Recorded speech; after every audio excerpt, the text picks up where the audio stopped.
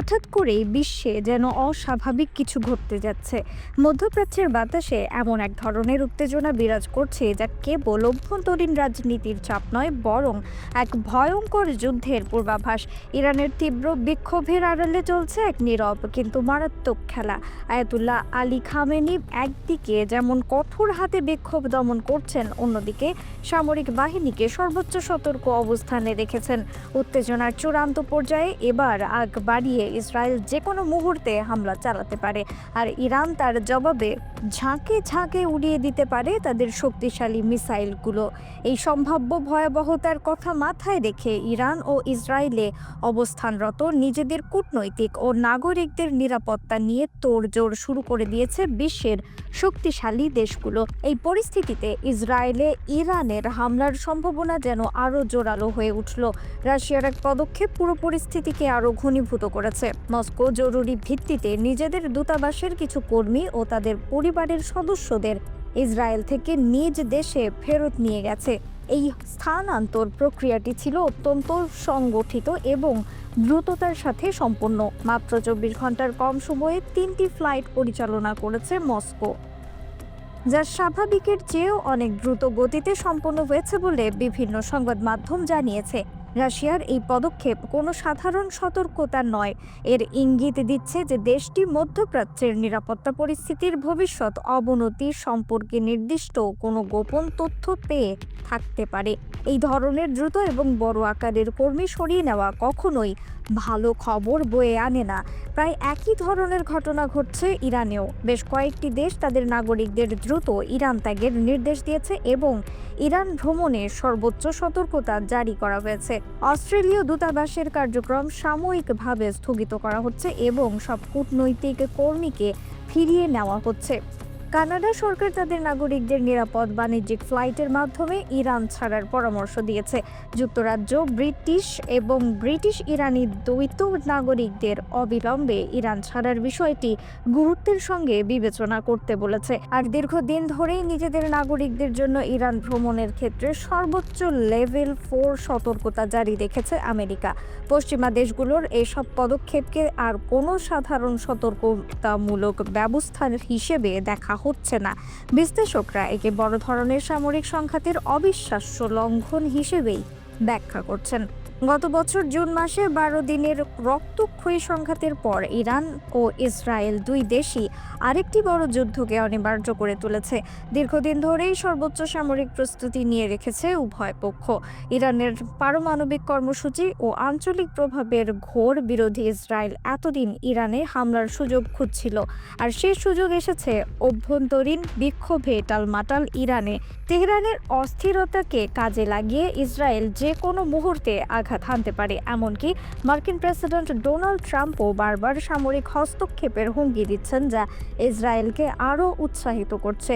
কিন্তু ইরান বসে নেই। শত্রুদের হুমকির জবাবে তারা তাদের সামরিক বাহিনীকে সর্বোচ্চ সতর্ক অবস্থায় রেখেছে।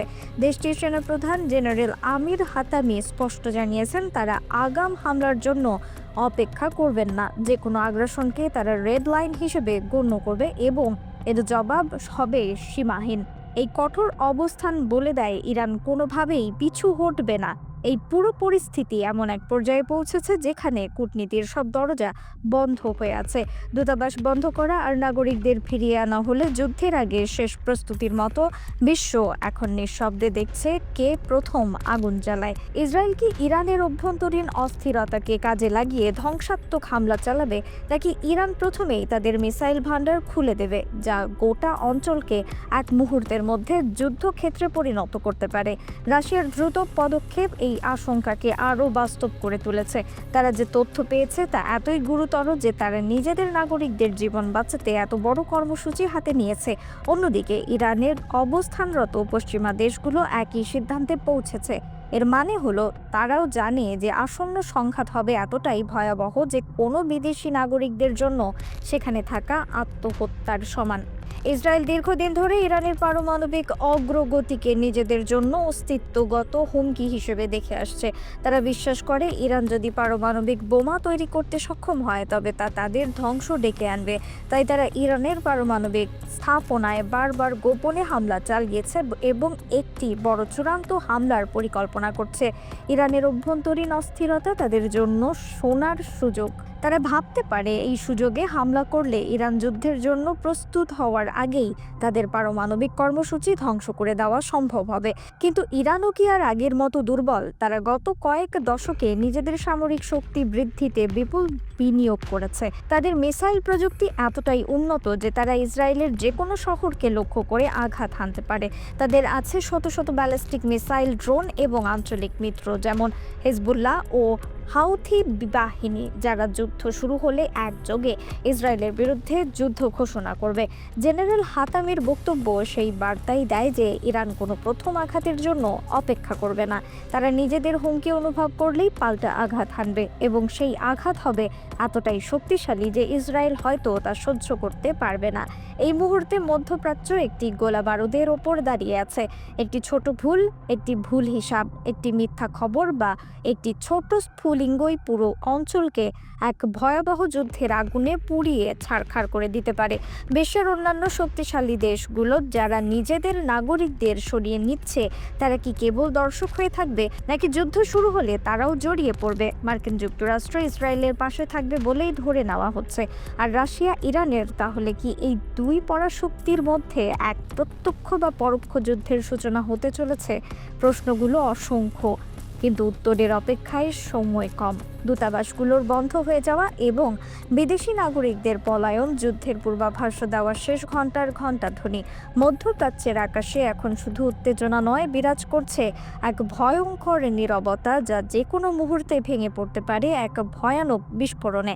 গোটা বিশ্ব এখন নিঃশ্বাস রুদ্ধ করে অপেক্ষা করছে দেখার জন্য কে প্রথমে এই প্রলয়ঙ্কারী খেলার সূচনা করে।